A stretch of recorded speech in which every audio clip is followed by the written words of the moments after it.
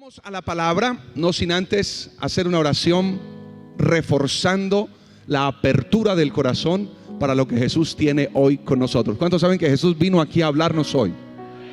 Entonces levante la manita y dígale: Jesús,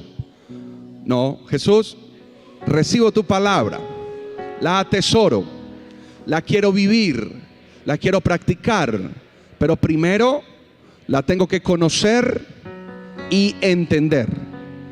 Soy receptivo y te suplico que esta palabra sea predicada por mi pastor de la forma correcta, como tú quieres traerla a mi vida. En el nombre de tu Hijo Jesús. Amén. Vamos a Mateo capítulo 9. Mateo capítulo 9, versículo número 9 en adelante. Voy a leerlo en la Nueva Traducción Viviente. Nueva Traducción Viviente es donde quiero situar este pasaje. Repito, Mateo 9, 9 al 13. Póngale mucha atención porque el que lo está escribiendo es el que lo vivió, Mateo. Mientras caminaba Jesús, vio a un hombre llamado Mateo sentado en su cabina, de cobrador de impuestos. Sígueme y sé mi discípulo, le dijo Jesús. Entonces Mateo se levantó y lo siguió. Más tarde, Mateo invitó a Jesús y a sus discípulos a una cena en su casa. Ahora mire los invitados, junto con muchos cobradores de impuestos y otros pecadores de mala fama. Qué tremenda cena. Cuando los fariseos, esos siempre aparecen, siempre llegan. Nadie los invitó, pero ahí están. Cuando los fariseos vieron esto, preguntaron a los discípulos: ¿por qué su maestro come con semejante escoria? Ahora, yo creo que estas palabras están arregladas. Yo creo que esta es la versión desinfectada de lo que realmente los fariseos dijeron, porque esa gente era muy agresiva a la hora de sus palabras. Y Mateo, que es el escritor, dice: ¿por qué su maestro come con semejante escoria? Cuando Jesús los oyó, les dijo: la gente sana no necesita médico, los enfermos sí. Luego añadió: ahora vayan y aprendan el significado de la siguiente escritura. Quiero que tengan compasión, no que ofrezcan sacrificios, pues no he venido a llamar a los que se creen justos, sino a los que saben que son pecadores. Este pasaje a mí me dejó totalmente impresionado cuando, mirando, repito, que el propio escritor hace un relato con un alto significado de lo que fue su conversión. Y cuando busqué un título para este mensaje, llegué y aterricé en este. El título que quise colocarle fue: un evangelio sin gracia no tiene gracia. Repítalo conmigo: 1, 2, 3. Un evangelio sin gracia no tiene gracia. La gracia, esa palabra que tanto nos gusta y nos atrae, pero que a veces y en tantas ocasiones nos cuesta mostrársela a los demás y hasta aceptarla para nosotros mismos. Y cuando yo miraba este texto no es nada más y nada menos que la descripción que el propio Mateo, que es el escritor, como se lo dije, hace de su encuentro con Jesús. Él está hablando en tercera persona y quizás mejor que nadie nos puede dar los detalles, los ingredientes para entender cómo fue ese momento.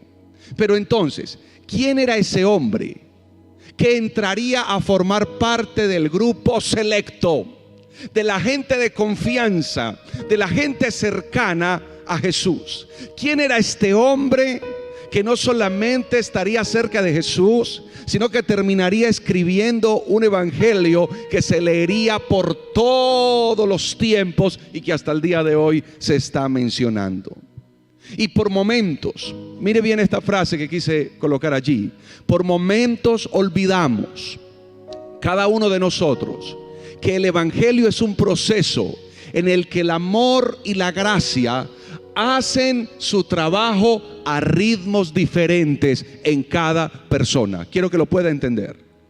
El evangelio, el poder de Dios, es un ¿qué? Un proceso que genera cambios, que genera transformación, que genera otra óptica, pero de forma que procesal, es decir, en forma diferente. Quiero que no me lo quiten. Y cuando usted mira esto, ve que en Mateo el ritmo fue diferente, como lo colocaba allí. En cada persona la gracia funciona distinto. En cada persona el proceso es diferente. En cada persona la gracia hace un trabajo de una forma directa. Bendita gracia que lo tiene a usted y me tiene a mí aquí. Bendita gracia que nos ha permitido ser sanados. Bendita gracia que nos ha permitido ser salvos. Pero es una gracia que a veces no queremos mostrar. Y cuando uno mira la vida de Mateo, como se la voy a mostrar esta mañana, yo creería que este hombre jamás hubiese calificado en mi lista. Si yo estuviese escogiendo mis 12 personas para que me acompañen, mis 12 personas de confianza, mis 12 personas cercanas, creo que en Mateo yo jamás hubiese pensado. Pero ¿cómo fue? Volvamos al versículo, volvamos al versículo inicial. Cuando Jesús lo llama, volvamos al verso 9. Jesús caminaba, ve a Mateo y lo ve sentado en lo que él hace. Jesús no lo ve orando. Jesús no lo ve un hombre bueno. Jesús lo ve en su posición de recaudador de impuestos. Y ya le voy a decir culturalmente qué era eso. Y lo único que hizo Jesús fue decirle: sígueme y sé mi discípulo. Jesús no le presentó un formulario para llenar.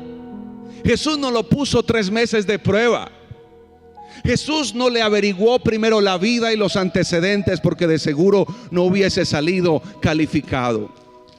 Yo no veo que Jesús le haya llevado ni siquiera a hacer una oración de fe. Solo bastó la palabra: sígueme. Solo bastó la palabra: sé mi discípulo. Y cuando a veces usted y yo le presentamos el evangelio a las personas, a veces se lo hacemos tan difícil. A veces le presentamos un evangelio tan duro de llevar.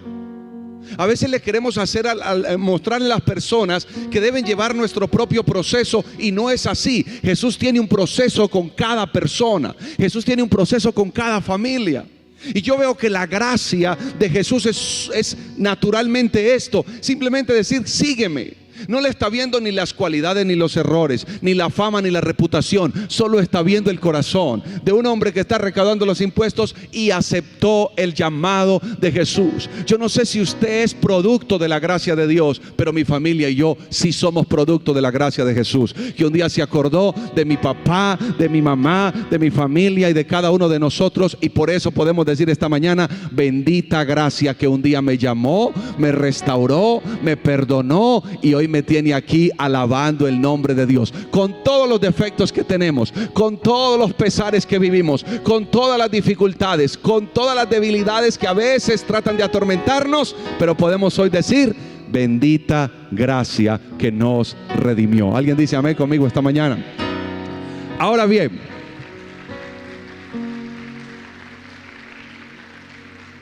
cuando le decía que le hacemos difícil el camino a aquellos que quieren acercarse a Jesús, a veces queremos que ellos cambien su lenguaje, su modo de vida, y hasta que cambien sus amigos de manera instantánea. Pero cuando yo veo la historia de Mateo, no fue así. Nosotros a veces pretendemos que el solo hecho de que una persona vaya a un grupo de crecimiento nuestro o venga a nuestra congregación produzca un cambio inmediato. Y no, yo veo en esta historia que no fue así. Tomó un tiempo. Mateo está invitando a sus amigos, está invitando a su gente a comer y a que conozcan a un hombre que no lo señaló, que no lo juzgó, solo le dijo: sígueme.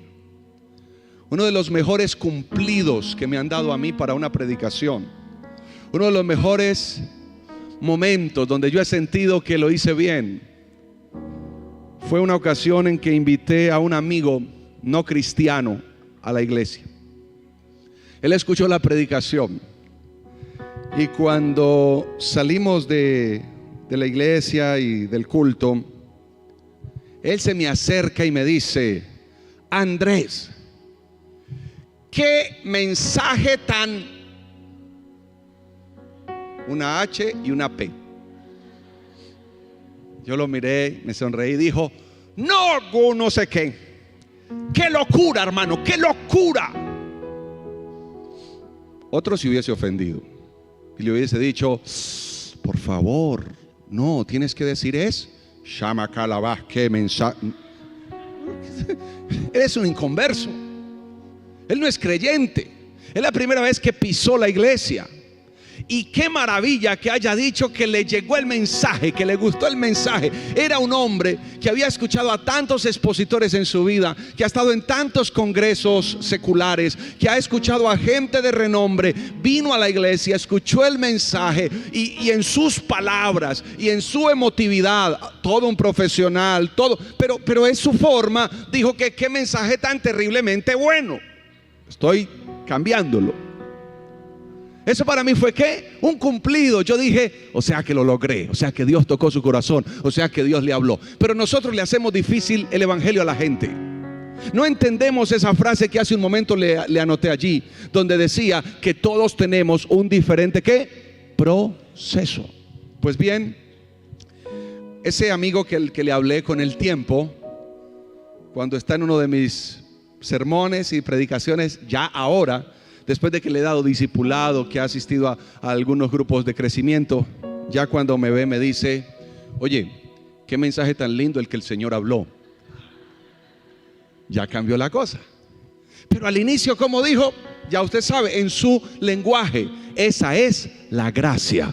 La gracia es amarte, llamarte, abrazarte sin merecerlo. La gracia es que Dios está contigo aunque no lo mereces. La gracia es que Dios es mi amigo aunque no lo merezco. La gracia es que Dios me ama aunque yo le he sido infiel. Esa es la verdadera gracia. Ese es el verdadero evangelio. Esa es la gracia de venir a la iglesia. ¿Cuál es la gracia de venir a la iglesia? Encontrar la gracia de Dios para nosotros. Ahora, quiero mostrarle dos aspectos en la historia de Mateo. Número uno, lo quise llamar el corrupto Mateo versus la gracia. Pastor, ¿por qué llama corrupto a Mateo? Ya le voy a decir por qué. El corrupto Mateo versus la gracia. Vamos al verso 9 otra vez.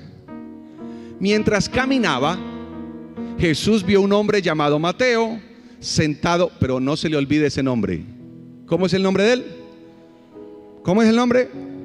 Jesús vio a un hombre llamado, ese no era el nombre de él. Ya le voy a mostrar por qué se llama aquí Mateo. Sentado en su cabina de cobrador de impuestos. Sígueme y sé mi discípulo, le dijo Jesús. Entonces Mateo se levantó y lo siguió. Mateo no era un cobrador de impuestos cualquiera. Usted se está imaginando a un agente de la DIAN. Yo me quise sumergir y entender, investigar quién era este llamado Mateo, y me encontré con que era uno de los hombres más traicioneros que uno pueda encontrar en la Biblia. Un delincuente, si me permite usar el término, afiliado a Roma. Este nombrecito, Mateo, se lo había colocado él porque era un nombre griego que entonces casaba con Roma, que entonces Roma aceptaría. Usted sabe que en la antigüedad se le daba mucha relevancia a los nombres. Hoy en día usted se llama como sea y no pasa nada, pero en ese entonces el nombre significaba mucho, mostraba etimológicamente sus raíces, su descendencia, etc. Mateo en realidad era un judío, cuyo nombre le voy a mostrar en Marcos 2:13. Aparece el nombre real de este señor. Marcos 2:13. Entonces Jesús, si usted lo tiene ahí en su Biblia, salió de nuevo a la orilla del lago y enseñó a las multitudes que se acercaban a él. Mientras caminaba, vio a Leví, hijo de Alfeo, sentado en su cabina de cobrador de impuestos. Sígueme y sé mi discípulo. ¿Cómo se llamaba él? Leví. ¿Por qué Marcos sí le da su nombre categórico? El escritor Marcos, el autor, le dice Leví. Pero ¿por qué él, cuando está escribiendo y aún el nombre del evangelio, se queda con el nombre griego? Resulta que ese judío Leví no sonaba para Roma. Roma era la potencia del momento, había conquistado aún el territorio de Israel. Por lo tanto, ponía a cada pueblo que conquistaba, lo colocaba a tributar. Entonces Mateo, no sabemos en qué momento él acude a ese nombre, y ya no es Leví el judío, ahora es Mateo el cobrador de impuestos. Ya no es Leví el que también está subyugado, no, es ahora el que se va a favor de los que conquistaron su propio pueblo. Lo que pasa es que con ese nombre de Leví, él no sería aceptado en el trabajo que quería tener. Él no sería aceptado por Roma como Leví, no, pero como Mateo sí. Y entonces usa ese nombre, ya le decía, griego, que sería de aceptación para los romanos, y empieza a servir a la potencia romana, que era la potencia de la época. En otras palabras, este Mateo que usted está leyendo, al que Jesús le dijo sígueme, era un hombre que fue capaz por dinero de atacar su propio pueblo para quitar dinero y dárselo a Roma. El asunto es que cuando uno lee culturalmente, estos recaudadores de impuestos, por eso le llamaron escoria los fariseos, estos benditos recaudadores de impuestos tenían unas tarifas. Cuando entregaban la tarifa a Roma, lo que quedaba era para ellos. Entonces se acostumbraba mucho que estos cobradores de impuestos maltrataban, sobornaban, aprisionaban al pueblo. En este caso, con Mateo, era su propio pueblo. Qué hombre tan malo. Un hombre que fue capaz de vender su pueblo por tener un buen cheque. Un hombre que quizás, para que sus bolsillos se llenaran, entonces cobraba más de la cuenta a su propia gente. ¿Cuál sería el desprecio que la gente sentía por Mateo? Un hombre en el que nadie confiaría, un hombre que jamás pisaría un púlpito, un hombre que jamás pensaríamos en que fuese un predicador. Él no califica, es un hombre malo, es un hombre que es capaz de cualquier cosa. Si fue capaz de traicionar a su propio pueblo, si es capaz de cobrarnos en la forma que nos cobra, este hombre no sirve absolutamente para nada. Traicionó a su pueblo por tener un mejor cheque. Creo que si nosotros no conociéramos toda la historia como la conocemos, y nos preguntan, nos colocan los 12 discípulos y leemos esto y nos dicen, ¿quién cree usted que va a vender a Jesús? Sin conocer la historia, creeríamos fácilmente que Mateo califica para ser el vendedor de Jesús. Un hombre que si vendió a su propio pueblo por dinero, no sería capaz de hacerlo con Jesús. Esta gente tenía mala fama, por eso así lo dice la palabra. Tenía fama de malos, de ladrones, de corruptos. Y ahí pregunto yo, ¿cómo es posible que Mateo califique como discípulo? Mateo el traidor, Mateo el extorsionador, Mateo el avaro, Mateo el matón, Mateo el indigno. Escuche lo que le voy a decir. Con Jesús hasta el más indigno califica. Nadie dijo nada esta mañana, hombre. Con Jesús hasta el más indigno califica. Yo no sé si es que ustedes están muy santos aquí hoy, no sé si es que nos estamos creyendo muy buenos, pero esto sí le tengo que decir, muchos, por no decir todos los que estamos aquí, somos una manada de recaudadores de impuestos, llenos de cosas feas, Y Jesús, por simple amor, nos dijo: sígueme. Fue el amor de Jesús y fue su gracia la que nos alcanzó. Hágase de cuenta, para ejemplarizarlo un poco más, una potencia, no sé, una potencia mundial conquista a Colombia, nos oprime, nos empieza a quitar todo, se hacen dueño de todo. Su vecino, con el que usted comía, con el que hacía una carnita, con el que le invitaba en Navidad, con el que le llevaba un detallito, con el que a veces le llevaba a su hijo al colegio, en fin, ahora se fue del lado de la potencia que nos conquistó.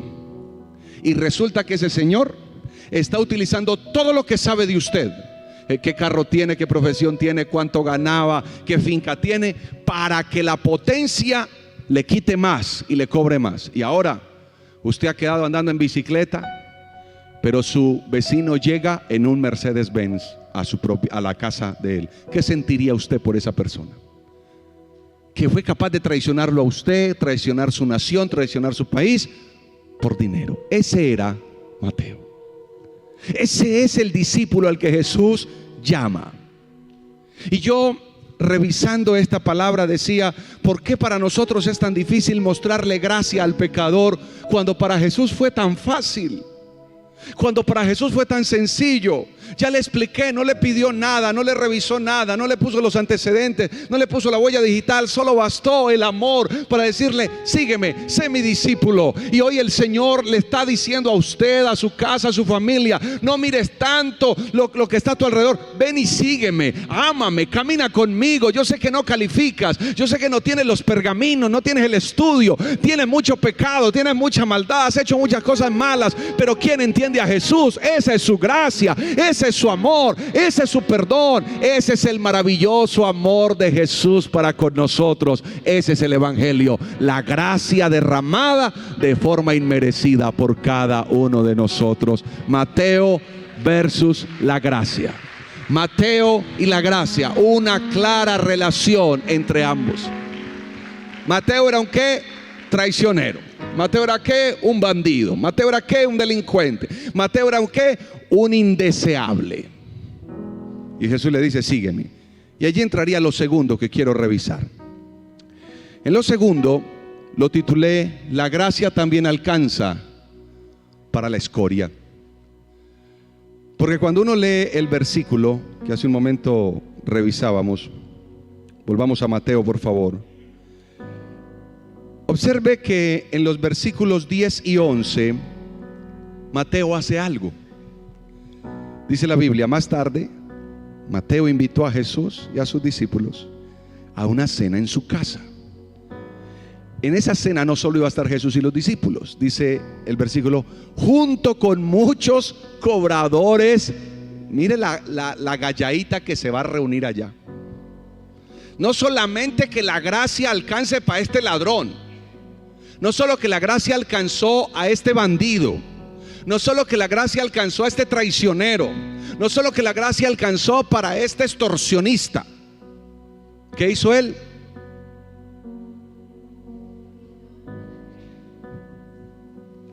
Vengan, vamos a hacer una fiesta, vamos a hacer una cena, vamos a hacer una reunión y quiero que todos asistan. Junto con muchos cobradores de impuestos, y aclara el mismo Mateo, y otros pecadores de mala fama. O sea que si él dice, bueno, estábamos los cobradores, que somos una línea de pecadores, pero también iba a ir gente de muy mala fama. ¿Qué gente se iba a reunir en esa casa? Por favor, Jesús no puede entrar.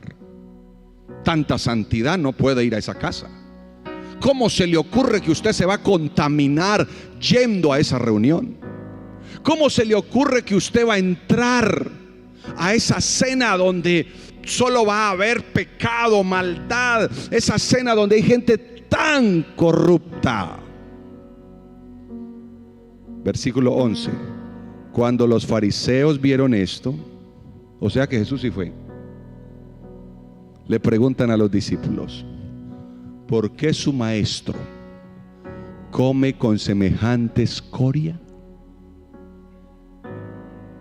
¿Cómo es que su maestro se atreve a sentarse con gente de esa calaña? Estamos leyendo algo escandaloso. Jesús y los discípulos invitados a comer con semejante calaña. ¿Cómo lo llamó la versión? Escoria. Creo que el verso oculta un poco los calificativos que habrán lanzado contra Mateo y la gente que está ahí. Si la versión traducida es escoria, ¿qué palabras habrán usado? ¿Cómo es que este criminal, al que llaman escoria, este delincuente que no merece nada, llamado Mateo, junto con sus amigos, invitan a Jesús? Jesús va, y este Mateo en el que estoy centrándome hoy, en el que le estoy mostrando hoy, es un hombre llamado a que ingrese al círculo íntimo de Jesús. Este hombre no merece estar ahí. Este hombre no tiene nada que hacer entre el círculo cerrado de Jesús, el círculo de esos 12 que Jesús tiene, de esos 12 que trastornarían el mundo, esos 12 que harían la labor durante esos años. Mateo no califica para estar ahí. Mateo no tiene por qué estar ahí.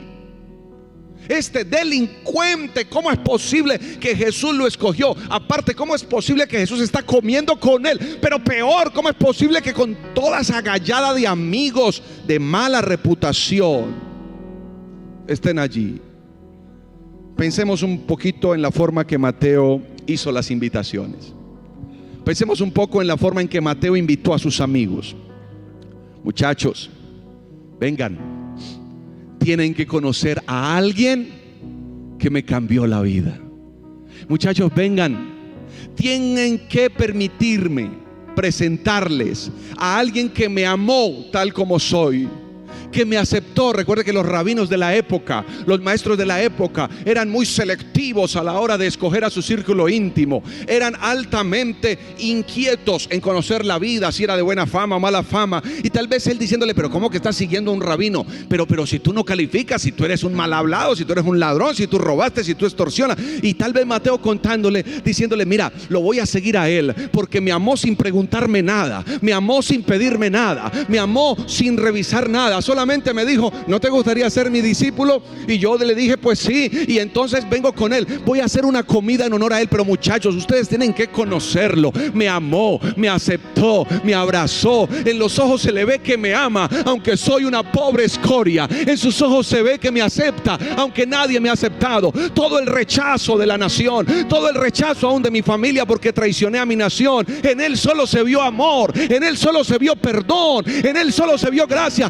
Muchachos, tienen que conocerlo. Por favor, voy a hacer una comida. Venga y conozcan a este hombre. Ya veo todos los amigos alistándose, poniéndose sus mejores atuendos, llegando a la fiesta, tomando un poco de vino, sentándose en la mesa. Y de repente aparece Jesús con los otros que ya había escogido. Ya estaba Andrés, ya estaba Mateo, y va llegando Jesús. Ya veo la cara de Mateo diciendo: muchachos, llegó, a ese que viene de lejos, ese es.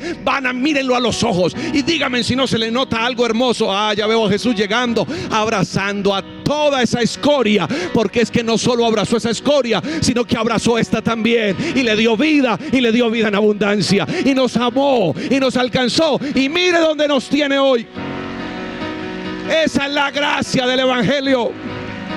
No miró mis pecados, no miró mi pasado, no, solo me miró con ojos de amor. Mateo los invita. Y si Mateo hablara en términos como los nuestros, coloquiales, creo que Mateo diría algo como esto: muchachos, es que cuando ustedes conozcan a ese maestro, a ese rabino, ¿cómo les explicara, muchachos? Él tiene algo, tiene una energía, tiene una, ¿cómo le llamaría eso? Una vibra, tiene un aura. En este tiempo así diría, una cosa increíble. ¿Cómo habrá sido el momento donde están todos esos pecadores un que otro gota a gota y sentado. No, esa gente estaba ahí. Cobradores de impuestos, porque es que el mismo Mateo dice, cobradores de impuestos y otros pecadores de mala fama. ¿Cuánta gente había? No sé. Lo que sí sé es que había un gran grupo. Jesús le dice a los muchachos que ya tiene como discípulos: muchachos, vamos a comer con nuestro nuevo discípulo. ¿Qué se habrá preguntado Pedro y Andrés? ¿Quién será el nuevo? No sé, no te ha dicho. Solo que hay una cena. Vamos. Van caminando. ¿Usted cree que la gente no sabía dónde vivía Mateo, el traicionero? ¿Cómo habrá sido la conversación entre Andrés y Pedro? ¿O sabes quién vivía allí en esa esquina? ¿Quién? Esa rata que se nos torció a nosotros.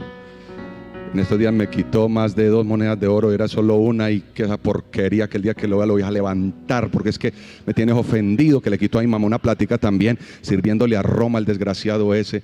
¿Y dónde es que vive? Allí a la vuelta. Espérate, ahorita vamos a pasar por ahí. Yo creo que nosotros pasamos por ahí. Sí, ahora pasamos por ahí. No, y a mí me cobró el impuesto, el SOAT me lo cobró más alto. Es que es un ladrón.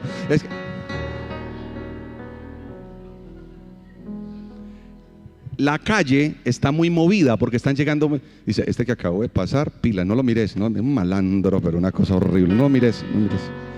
Y este que va en esa moto, no, es, mejor dicho, ese en estos días salió de la cárcel. Wow.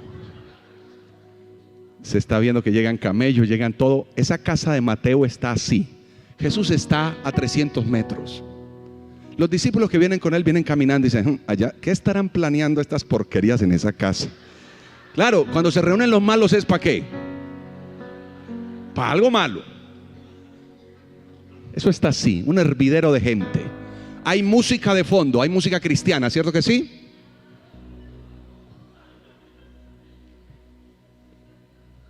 Ay, ay, ay. ¿Qué musiquita hay por ahí? Dejémoslo en incógnita.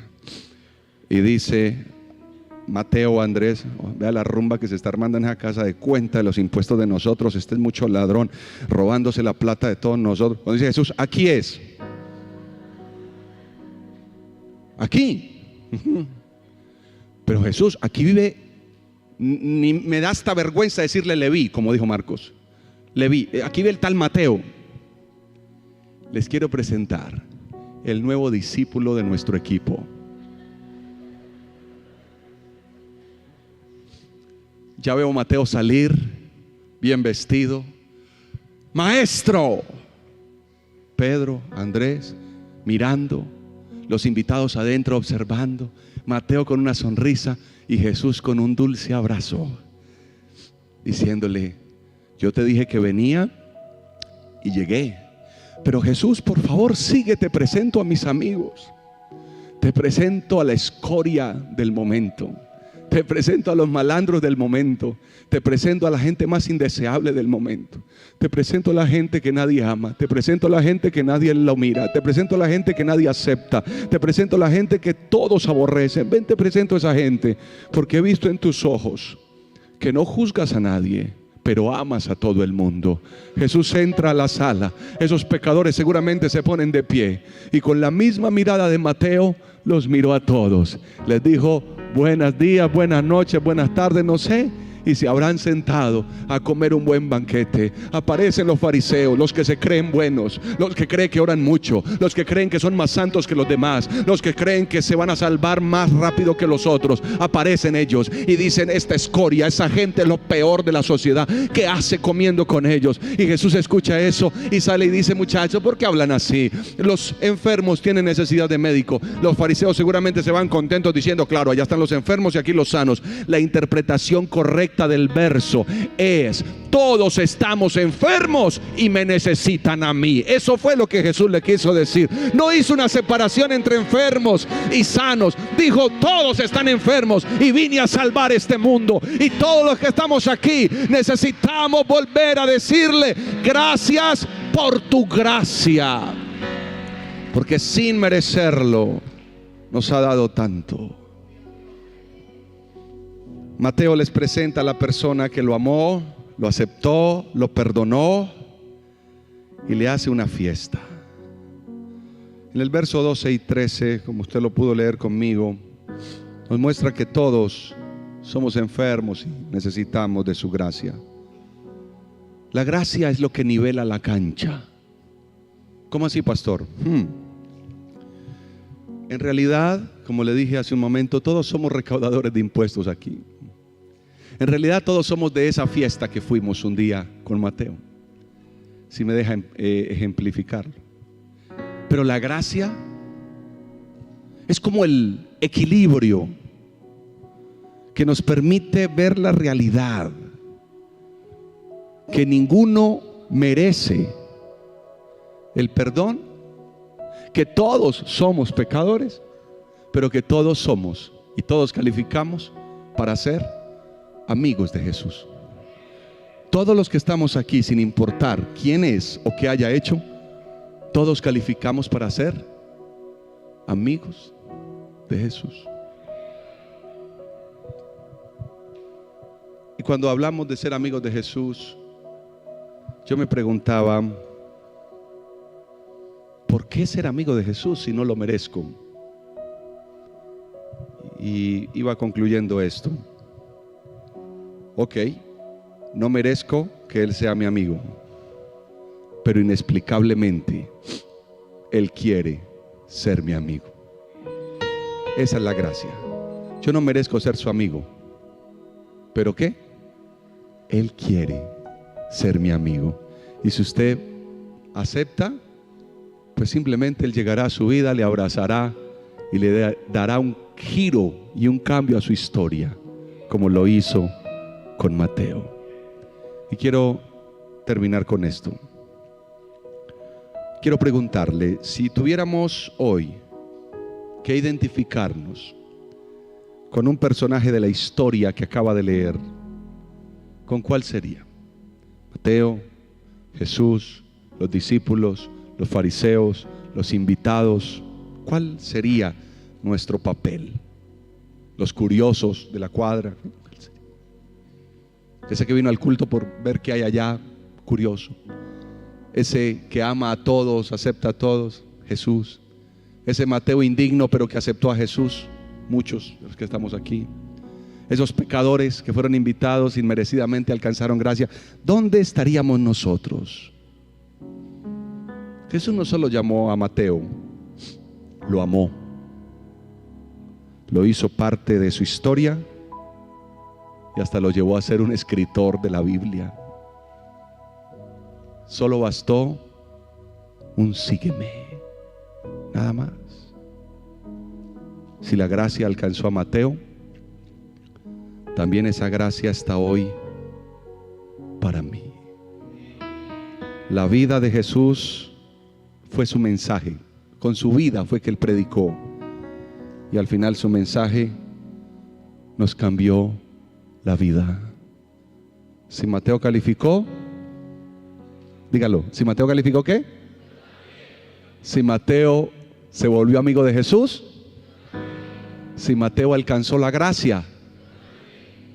Un evangelio sin gracia no tiene gracia, porque Jesús es el evangelio. Yo soy el camino, dijo Él. Yo soy la verdad, yo soy la vida. Ese es el evangelio. Y ahí me muestra que no es por merecimiento, es solamente por su única y maravillosa gracia.